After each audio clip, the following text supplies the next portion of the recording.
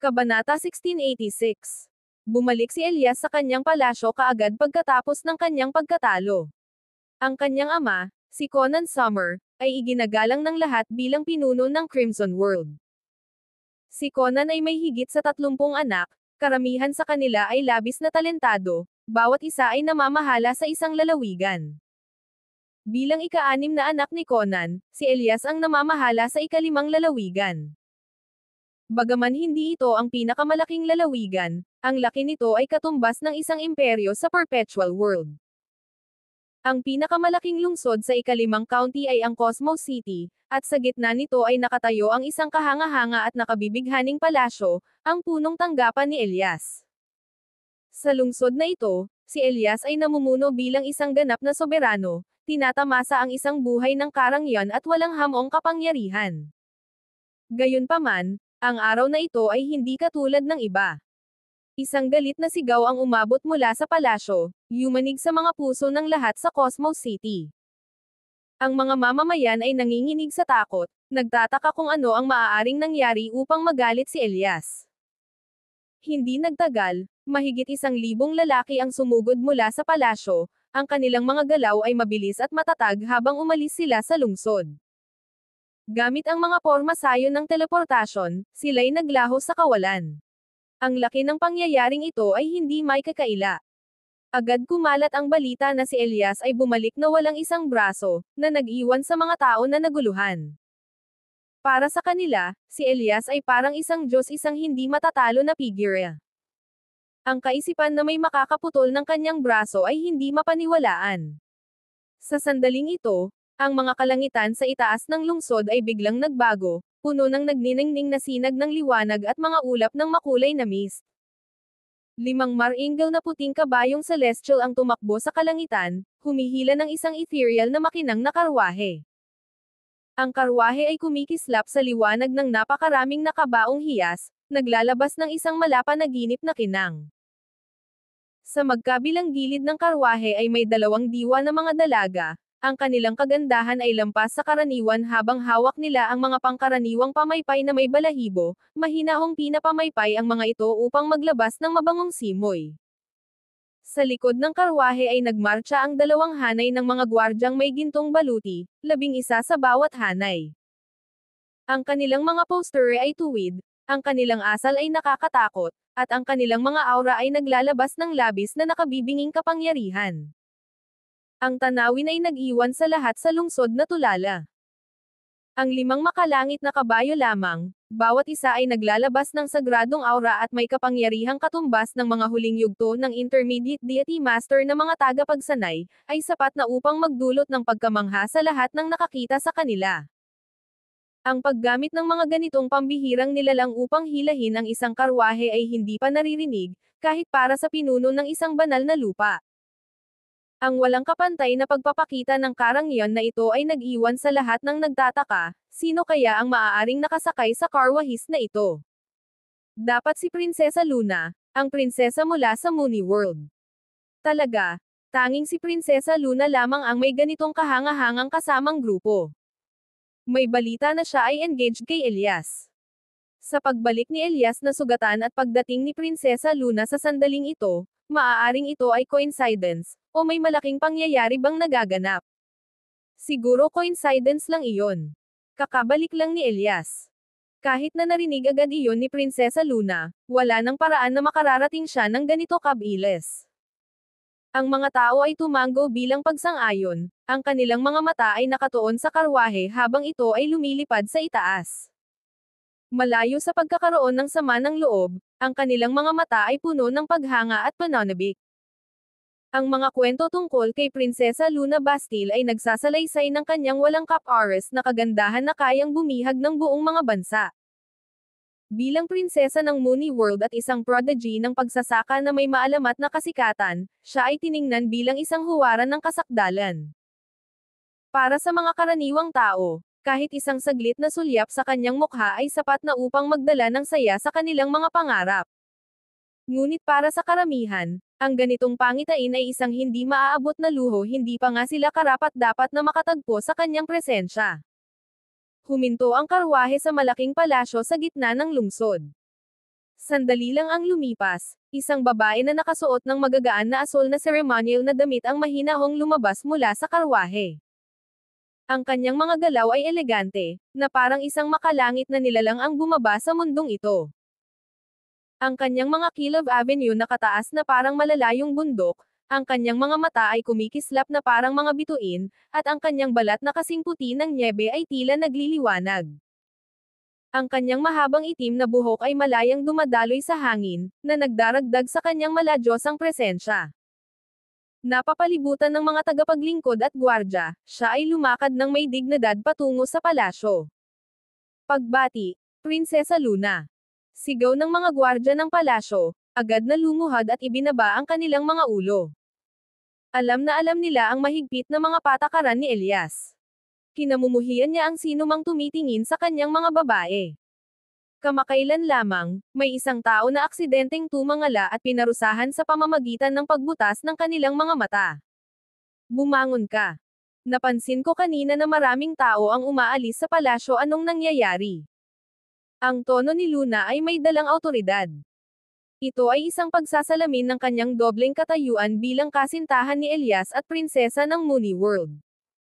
Walang sino man sa mga gwardya ang naglakas loob na mag-atubili. Isang mabilis na sumagot, kagalang-galang na Ginoo, nasugatan si Ginoong Summer. Serious ba? Malamig ang boses ni Luna, parang nagtatanong tungkol sa isang estranghero. Ang kanyang malamig na asal ay hindi nakakagulat.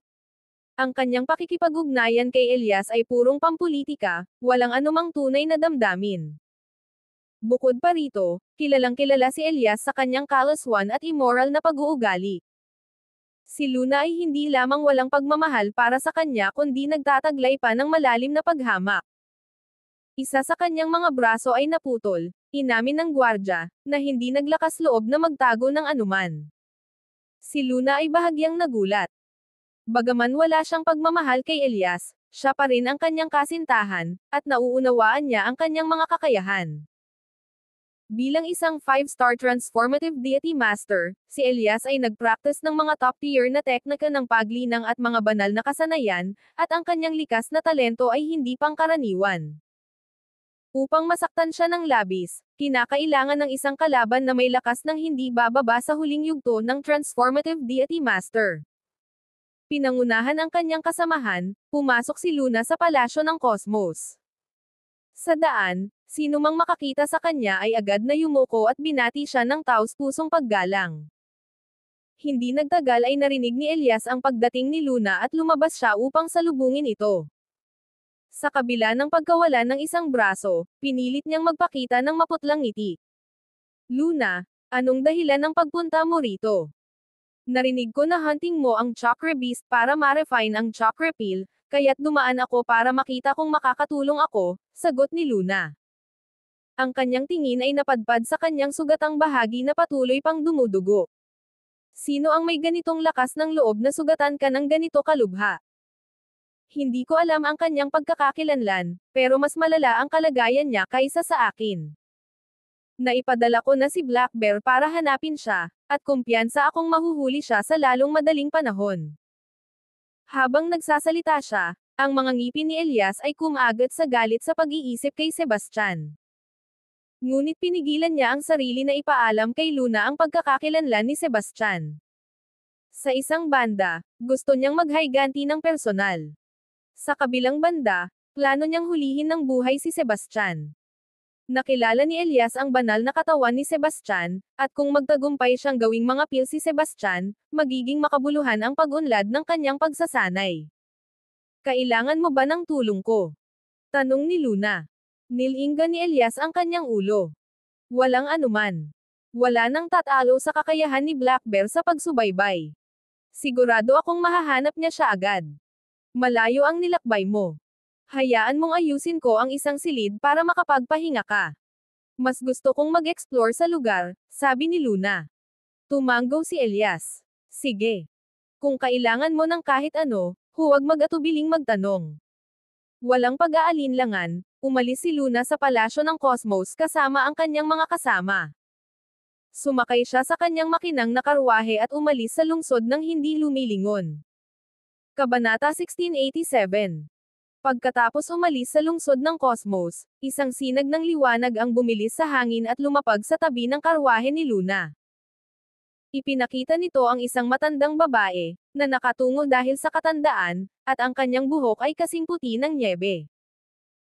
Sa kabila ng kanyang mahina at payat na anyo, naglalabas siya ng isang di masukat na aura ng kapangyarihan na nag-uutos ng respeto, kahit mula sa mga matitikas na gwardya na sumusunod sa kanya. Sila'y kusang nagtuwid ng kanilang posterin nang siya'y lumapit. Prinsesa Luna, saan tayo pupunta ngayon? Tanong ng matandang babae, bahagyang yumuyuko. Yung lalaking yun ay nawalan ng braso, pero tumatanggi siyang sabihin kung sino ang may kasalanan. Bukod pa rito, ang tingin niya sa akin ngayon ay hindi karaniwang kalmado. Sigurado akong may itinatago siya. Kailangan mong sundan si Black Bear at alamin kung ano ang plano nila, utos ni Luna. Tumango ang matandang babae. At ano naman ang mga plano mo para hulihin ang Chakra Beast, prinsesa? Tama. Ang Chakra Beast ay napakabihira at ito ang pangunahing sangkap sa pag-refine ng Chakra Pills. Kailangan ko ito. Nakatiklop ang mga kamao ni Luna habang kumikislap ang kanyang mga mata sa determinasyon. Maging maingat ka, Prinsesa Luna. Ang Chakra Beast ay hindi madaling mapapabagsak. Kung matagpuan mo ito, hintayin mo ang aking pagbabalik bago kumilos. Mas mabuting magpatuloy ng may pag-iingat, payo ng babae. Walang salitang binitiwan, lumingon ang matandang babae at nagsimulang umalis. Bagaman ang kanyang mga hakbang ay tila mabagal at mahirap, bawat hakbang ay nagpadala ng mga alon sa lupa sa ilalim niya. Siya ay lumitaw sa dulo ng bawat alon sa isang kisap mata. Pagkatapos ng 2 hakbang, siya ay naglaho sa malayong abot tanaw. Samantala, ang mga puwersa mula sa Cosmos Palace ay gumamit ng isang teleportation formation upang makarating sa itaas ng isang malawak na hanay ng bundok. Sa kanilang unahan ay isang matangkad at nakakatakot na figurine na may matatalim at matalas na mga mata si Black Bear, ang komandante ng mga gwardya ni Elias. Kilalang-kilala sa titulong ito dahil ang tunay na anyo niya ay isang itim na oso, ang kanyang pinaka-espesyal na kakayahan ay ang pagsubaybay. Ang kanyang matalas na pang-amoy ay nagbigay daan sa kanya na matukoy ang mga amoy na hindi kayang madetect ng mga karaniwang nilalang, na nagbigay daan sa kanya na sundan ang kanyang mga target ng may pambihirang katumpakan. Malalim na huminga si Black Bear, sinipsip ang hangin sa paligid. Maya-maya, tumutok siya sa isang direksyon at pinangunahan ang kanyang koponan pasulong. Ngunit matapos makatakbo ng maikling distansya, bigla siyang huminto, at ang kanyang ekspresyon ay naging masungit. Chief Commander, anong nangyari? Tanong ng kanyang Deputy Commander, naguguluhan sa biglang paghinto. Umungol si Black Bear sa inis. May teknik ang target para itago ang kanilang amoy. Wala nang silbi ang aking kakayahang mag-track ngayon. Ano ang gagawin natin ngayon? Nagbigay si Ginoong Summer ng utos ng kamatayan, kailangan nating hulihin ang target, sabi ng pangalawang komandante, ang mukha ay mapatlas sa takot. Alam na alam niya ang galit ni Elias at nauunawaan niyang ang pagkabigo sa misyon na ito ay magiging isang kapalaran na mas masahol pa sa kamatayan. Ang mga mata ni Black Bear ay kumikislap ng malamig habang sumagot siya, sinabi ni Ginoong Summer na malubhang nasugatan ang target at hindi ito makakalayo. Sa dami natin, tiyak na mahahanap din natin siya sa lalong madaling panahon. Lumipas ang panahon, at 7 araw ang lumipas. Umupo si Sebastian na may nakaluhod na posisyon sa loob ng isang nakatagong kuweba, ang kanyang mga kamay ay nasa isang meditasyon na posisyon. Ang kanyang kutis ay ganap na gumaling, nagpapakita ng malusog na pamumula. Bigla, bumukas ang kanyang mga mata, at isang mahina ngunit maliwanag na kislap ng kuryente ang kumislap sa loob nito. Malalim na huminga si Sebastian, naglabas ng mahabang hininga ng mahamog na hangin. Bumangon siya sa kanyang mga paa, nagunat siya ng tamad habang ang buong katawan niya ay naglabas ng sunod-sunod na matutulis na tunog habang nagpop-pop ang kanyang mga kasukasuan. Sa isang galaw ng kanyang manggas, isang hindi nakikitang puwersa ang nagpadala sa mga batong humaharang sa pasukan ng kuweba na lumipad palayo. Lumabas siya sa bukas na hangin ng walang pag-aalinlangan. Walang pag-aaksaya ng oras, Tumalon si Sebastian sa kalangitan, lumipad ng mabilis patungo sa dulo ng hanay ng bundok. Huminto ka dyan. Habang papalapit si Sebastian sa dulo ng hanay, ilang mga lalaking nakasuot ng baluti ang lumitaw sa kanyang daraanan, umilipad ng direkta patungo sa kanya. Nakaukit sa kanilang mga dibdib ang isang natatanging simbolo, ang insignia ng Cosmos Palace. Ang kanilang mga titig ay nakatuon kay Sebastian na may nakamamatay na tindi. Isa sa mga lalaki ang sumigaw sa isang matigas na tono. Matagal nang naramdaman ni Sebastian ang kanilang presensya, ngunit hindi niya binago ang kanyang landas. Alam niyang may iba pang puwersa na nag-aabang sa iba't ibang direksyon, kabilang na ang likuran niya. Sa madaling salita, siya ay napapaligiran. Nanatiling kalmado ang ekspresyon ni Sebastian, ngunit sa kaloob-looban, naghahanda siyang umatake sa isang iglap. Mabilis na nilapitan ng mga lalaki ang distansya. Isa sa kanila ay itinutok ang daliri kay Sebastian at sumigaw, "Sumuko ka na ngayon at sumama sa amin, o harapin ang agarang pagbitay." Kabanata 1688. Sa isang madilim at tahimik na hanay ng bundok, ang mga matatayog na sinaunang puno ay bumabalot sa lugar sa isang nakakatakot na dilim. Ang mahina at nakakatakot na aura ang bumabalot sa paligid, paminsang pinaputol ng malalayong ugong ng mga hindi kilalang halimaw, na nagdudulot ng panginginig sa katawan. Maraming mga multo ang mabilis na lumapit kay Sebastian. Isa sa kanila ang sumigaw habang titig na titig sa kanya ng may matinding galit, "Sumuko ka na at sumama ka sa amin." Ang pagsuwi ay nangangahulugang agarang pagbitay. Ang kanyang boses ay kasing magaspang at nakakatakot ng ungol ng lobo. "At bakit ko naman gagawin iyon?" tanong ni Sebastian, nagkukunwaring nagagalit habang malalim ang kanyang mga kilay. Sa ilalim ng madilim at nakabibinging kalangitan, ang kanyang ekspresyon ay tila lalo pang malungkot. "Mukhang kainahinala ka. Kailangan ka naming dalhin pabalik para sa interogasyon. Kung wala namang mali, natural na palalayain ka," sagot ng lalaki sa mayabang na tono, na para bang ang kanyang mga salita ang huling awtoridad. "Sige. Sasama ako sayo," bulong ni Sebastian sa pagitan ng mga ngipin, halos hindi mapigilan ang nag-aalab na galit sa kanyang puso. Matalinong desisyon.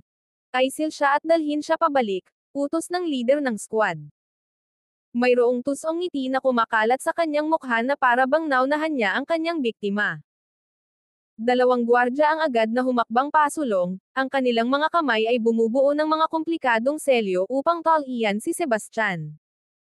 Gayunpaman, hindi nila napansin ang bahagyang malamig na ngiti na bumabaluktot sa mga gilid ng kanyang mga labi. Noong malapit na nilang mahawakan siya, lumabo ang anyo ni Sebastian, na parang isang multo na naglaho at muling lumitaw sa likuran nila. Sa sandaling iyon, ang langit ay lumalim, na may mabibigat na ulap na dumarating.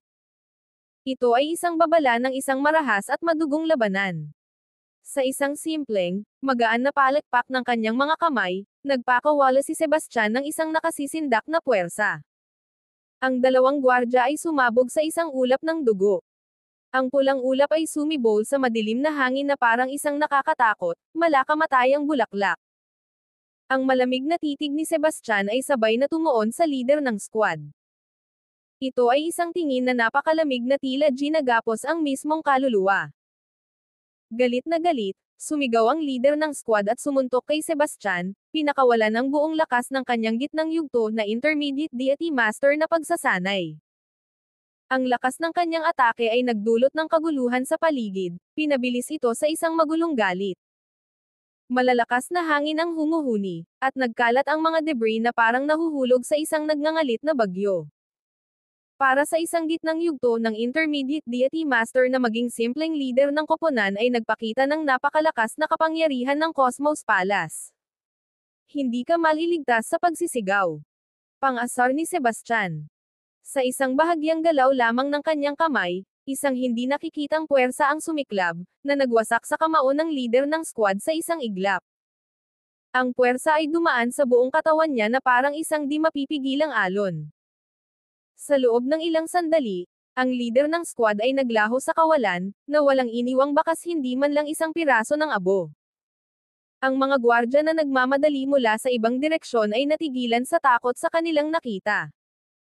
Ang kanilang mga mukha ay naubusan ng kulay, ang kanilang mga binti ay naging parang jelly, at tila may isang hindi nakikitang kamay na humahawak sa kanilang mga puso ng may matinding puwersa.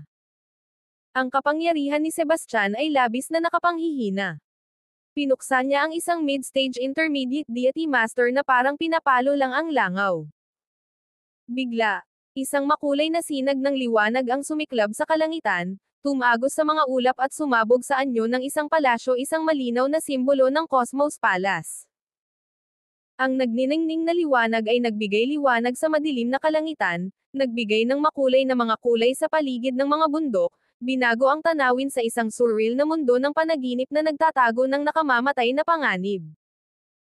Agad na napansin ni Sebastian ang panganib, inilunsad niya ang Phantom Stride ng walang pag-aalinlangan, itinulak ang kanyang bilis sa pinakamataas na limitasyon habang nagmadali siya patungo sa gilid ng hanay ng bundok. Mang kanyang anyo ay naging isang kidlat, naglaho sa isang iglap. Nagpadala si Elias ng mga pinaka-elite na gwardya ng Cosmos Palace upang hulihin si Sebastian. Lahat sila ay mga kahanga-hangang mandirigma, na may lakas na nagsisimula sa Intermediate Deity Master level, na may bilang mula 1 hanggang 2,000. Pagkakita sa signal, sumugod sila na parang isang di mapipigilang alon, nagtipon mula sa lahat ng direksyon. Tigil. Huwag siyang paalisin. Palibutan siya. Sa loob ng ilang sandali, halos 200 gwardya ang nagtipon-tipon, at patuloy pang dumami ang kanilang bilang habang papalapit ang mga karagdagang puwersa. Ang mga mata ni Sebastian ay kumislap ng malamig, bakal na liwanag, tulad ng pinakalamig na bituin sa kalangitan ng gabi. Isang nakamamatay na aura ang lumabas mula sa kanyang katawan nang hilahin niya ang Harmony Blade. Patay ka na! Sigaw ni Sebastian, ang kanyang boses ay umuukit sa kalangitan. Sa harap ng napakalaking panganib, wala siyang ibang pagpipilian kundi kumilos ng may determinasyon at maghanap ng daan sa gitna ng pagkakaubos. Bagaman nakakatakot ang kanyang lakas, laban sa daan-daang Intermediate Deity Masters kabilang ang ilang Holy Lord Masters, ang mapaligiran ay maaaring magdulot ng kapahamakan kahit para sa kanya. Tinarget ni Sebastian ang pinakamahina na bahagi ng Porma Sayon at sumugod pasulong. Sa isang saglit na pag-ikot ng Harmony Blade, isang nakakasilaw na arko ng enerhiya ng espada ang sumabog palabas. Ang hiwa ay pumutol sa tela ng kalawakan, winasak ang lahat sa kanyang daraanan, na parang pinutol ang koneksyon sa pagitan ng langit at lupa. Mahigit 20 Intermediate Deity Masters ang nagtipon ng kanilang lakas upang hadlangan ang atake. Ngunit ang kanilang pinagsamang lakas ay bumagsak sa harap ng kapangyarihan ni Sebastian, na parang mga langgam na sumusubok pigilan ang isang gumugulong na bato. Ang enerhiya ng espada ay pumutok sa kanilang mga depensa, winasak ang kanilang mga katawan at nilipol ang kanilang mga kaluluwa sa isang iglap. Walang kahit isang sigaw na nakalabas sa kanilang mga labi bago sila tuluyang nawasak. Sa sandaling nagbanggaan ang dalawang panig, itinusok ni Sebastian ang Harmony Blade sa isa sa mga pinakamalapit na gwardya. Kabanata 1689. Napuno ng pagkataranta ang mukha ng taong iyon, at dali-dali niyang itinaas ang kanyang espada upang ipagtanggol ang sarili. Gayunpaman, si Sebastian ay kasing bilis ng kidlat. Bago pa man makapag-isip ang tao kung ano ang nangyayari, ang Harmony Blade ay nakatusok na sa kanyang dibdib. Ang napakalakas na puwersa ay tuluyang nagtanggal ng kanyang sigla, at ang kanyang katawan ay itinapon na parang kanyan. Sama-sama, lahat, sugod. Bagaman natatakot ang mga gwardya na ito sa kapangyarihan ni Sebastian, naging matatag sila dahil sa dami ng kanilang tao. Sabay-sabay nilang inatake si Sebastian, at bigla na lang, isang napakalakas na enerhiya ang rumagasa sa kanya na parang alon ng dagat. Sa isang malakas na pagsabog, isang malaking bahagi ng espasyo ang bumagsak. Anumang bagay na matatag sa rehiyong ito ay naging alikabok. Ang tanawin ay napakakatakot na para bang nagwawakas na ang mundo. Nang higit sa 20 Intermediate Deity Master ang kumilos ng sabay-sabay, kahit si Sebastian ay hindi naglakas loob na baliwalain sila. Kumilos siya ng kasing tahimik ng isang anino, at sa tuwing siya'y lumalabas, may isang kalaban na natatalisod, nawawalan ng ulo, o napuputol-putol. Dugo ay nagkalat sa lahat ng dako na parang isang purgatorio. Patayin mo siya. Lalong dumami ang mga tao na sumali sa laban. Hawak ang Harmony Blade, naglakbay si Sebastian sa pagitan nila at nag-iwan ng bakas ng dugo, nagkalat ng mga bahagi ng katawan habang siya'y naglalakad. Gayunpaman, nagkaroon din siya ng ilang magagaan na sugat sa kanyang katawan. Nanganganib sa isang hiwa, tinaga ni Sebastian ang isang intermediate deity master sa baywang. Bilang ganti, may isang tumaga sa kanyang balikat at likod. Pero ang mga maliliit na sugat na ito ay hindi nakaapekto sa kanyang paggalaw sa anumang paraan at lalo pang nagpasiklab ng kanyang diwa sa pakikipaglaban. Ang mga mata ni Sebastian ay kumikislap ng malamig habang lumingon siya at pinutol ang isang intermediate deity master sa gitna. Ang kanyang puting damit ay natakpan ng dugo. Parang Diyos ng digmaan na nalublob sa dugo, napakabangis niya na nanginginig ang mga kalaban niya sa takot. Itinaas ni Sebastian ang kanyang kanang kamay, at ang Worldbinder Seal, isang mataas na antas na espiritual na artepakto, ay biglang lumitaw sa kalangitan. Sa isang radius na 100 milya, tinakpan nito ang kalangitan at naglabas ng isang nakakapanghina na hangin sa bawat direksyon. Lahat ay halos hindi makahinga at parang pinaparusahan sila ng universo. Ito ang selyo ng Worldbinder. Tumakbo kayo, lahat. Sigaw ni Black Bear, na bagong dating, ang boses ay puno ng takot. Sa daan papunta rito, mabilis na sinabi na ni Elias ang tungkol sa mga taktika ni Sebastian, kaya agad niya itong nakilala. Takbo. Nang marinig ang babala ni Black Bear, lahat ay nahulog sa takot at nagkalat, nagsisisi na hindi sila makatakbo ng mas mabilis at mukhang walang iba kundi kahabag-habag. Mamatay ka na. Sigaw ni Sebastian, at bumagsak ang Worldbinder Seal sa lahat ng may nakasisilaw na kapangyarihan. Nang lumapag ang Worldbinder Seal, isang nakabibinging pagsabog ang sumunod. Parang sumabog ang langit dahil biglang lumitaw ang isang higanteng black hole na kayang sirain ang lahat. Ang mga tao sa ilalim ng Worldbinder Seal ay agad na naging alikabok at wala pang pagkakataong sumigaw, na parang hindi sila kailanman umiral sa mundong ito. Ang Worldbinder Seal ay bumagsak ng mabigat sa lupa, na nagdulot ng pagbagsak ng mga taluktok ng bundok at pag-agos ng mga ilog pabalik.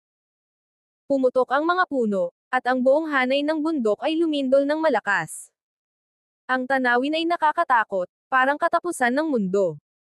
Hindi tumingin si Sebastian sa mga ang nangyayari, nakatakas na siya sa kailaliman ng kabundukan. Bagaman gusto niyang tumakas palabas, sobrang dami ng tao kaya imposibleng makalabas ngayon. Ang tanging paraan niya ay tumakas patungo sa kalaliman ng hanay ng bundok. Habulin siya. Huwag siyang palampasin. Si Black Bear ang nanguna sa paghabol kay Sebastian, ang kanyang anyo ay tila lalo pang matigas sa gitna ng kaguluhan. Kabanata 1690. Tumakas si Sebastian ng kabilis hanggat maaari, tumakbo sa bilis ng liwanag sa loob ng mga 15 minuto bago niya tuluyang naalis ang mga humahabol sa kanya. Gamit ang extreme makeover, binago niya ang kanyang itsura at lubos na itinago ang kanyang presensya. Pagkatapos, tahimik siyang sumulong sa isang medyo nakatagong lambak. Ang extreme makeover ay isang kahanga-hangang teknik na tumulong sa kanya na manatiling nakatago kapag napapaligiran ng mga kaaway. Kahit na ang isang tao na may mas mataas na antas ng pagsasanay kaysa sa kanya ay magkakaroon ng hirap na subaybayan siya. Matapos magtago si Sebastian, nagmadali si Black Bear kasama ang kanyang hukbo, na mukhang labis na seryoso. Sa pagkakataong ito, nakatakas si Sebastian, at marami silang napanalunan. Kung malaman ito ni Elias, malalim na problema ang darating kay Black Bear. Punong komandante. Dumating ang mga tao isa-isa. Nang makita nila ang malupit na ekspresyon sa kanyang mukha, nanginig sila at hindi naglakas loob na gumawa ng ingay. Malupit ang mga mata ni Black Bear habang mahigpit niyang sinabi, na wala ang presensya ng taong iyon dito. Mula sa lugar na ito bilang sentro, kumalat at maghanap ng mabuti. Kahit na kailangan mong maghukay ng 3 talampakan sa lupa, kailangan mo siyang mahanap. Kung mahuli mo siya, malaking kredito iyon. Kung hindi, lahat tayo ay magkakaroon ng malaking problema. Naiintindihan. Pagkatapos matanggap ang utos, nagkagulo ang lahat. Ang ilan ay naglabas ng malaking kapangyarihan at sinira ang kapaligiran ng walang pag-iisip, pinapahamak ang mga hayop at pinapagalaw silang lahat sa iba't ibang direksyon. Isa sa mga lalaki ang bulong ng mahina, mahirap ang trabahong ito. Nagtataka ako kung ano na ang kalagayan sa panig ni Ginoong Summer. Isa pang sumagot, nahuli ni Ginoong Summer ang isang napakagandang babae. Ang ganda-ganda niya. Sana matikman ko siya. Sa malayo, naramdaman ni Sebastian na humihigpit ang kanyang dibdib nang marinig ito. Ang unang pumasok sa isip niya ay si Sabrina. Galit na sumiklab sa kanyang isipan, at hindi niya namamalayan na nagkukumahog ang kanyang mga kamay. Sa kabila nito, alam niya na hindi siya dapat kumilos ng pabigla-bigla dahil ang lakas ni Elias ay hindi matutumbasan, at marami siyang malalakas na tauhan. Kaya't kailangan niyang manatiling kalmado. Ang mga lalaki mula sa Cosmos Palace ay nakatuon sa panghuhuli kay Sebastian at hindi nila pinansin ang mga tumatakbong hayop.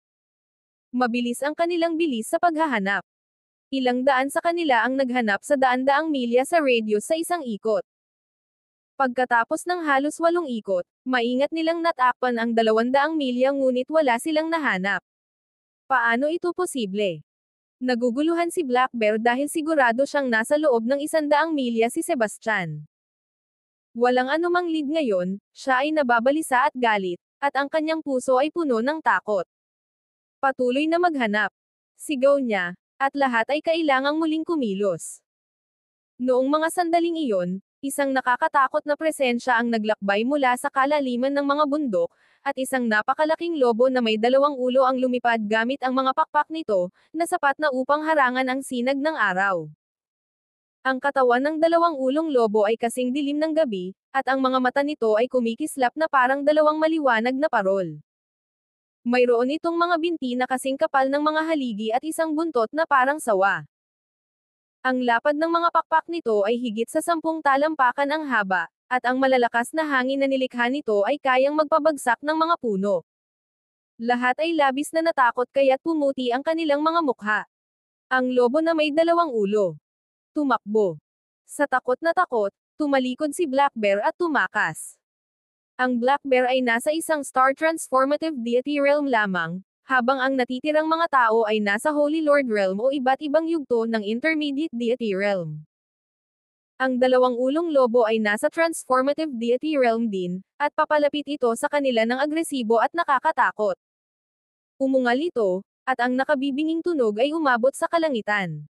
Lahat ay napabalik sa katinoan at nagtakbuhan sa iba't ibang direksyon. Ang 2 ulong lobo ay kasing bilis ng kidlat, tinatakpan ang lahat ng tao ng kanyang anino.